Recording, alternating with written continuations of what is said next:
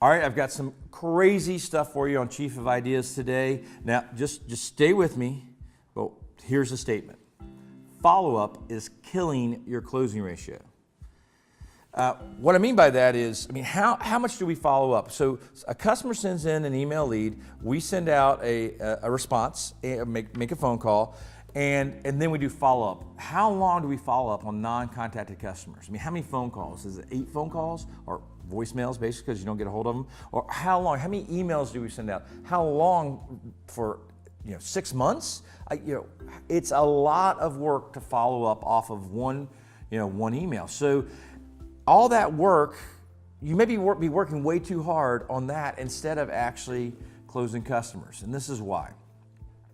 It's about contact ratio. So a lead comes in, you send an email back out, what percentage of those customers actually contact you?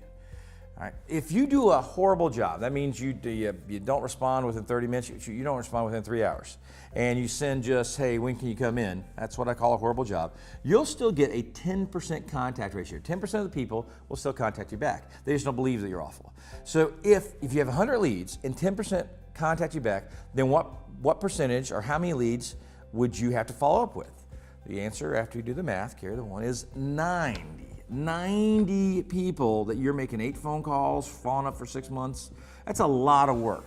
If you do a good job, and that means first is quick. You respond as soon as they send that lead in, and then you put something in there that's not, that doesn't offend them. All right, so you'll get about a 30% contact ratio. So out of 100 leads, you'd follow up with 70. Still a lot of follow-up, a lot of time, a lot of effort.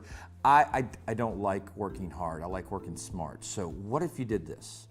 What if you were sold out to a fantastic initial response?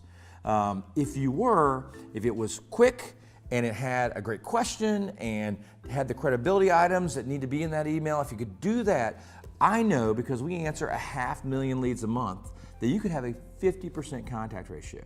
So let's say you had 300 leads. You have a 50% contact ratio. That means 150 people you're talking to. What number of people would you follow up with? You normally say 150. No, you're selling too many cars.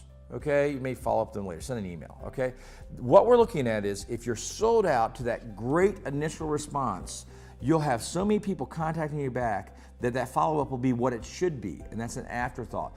Follow-up should be when you mess up.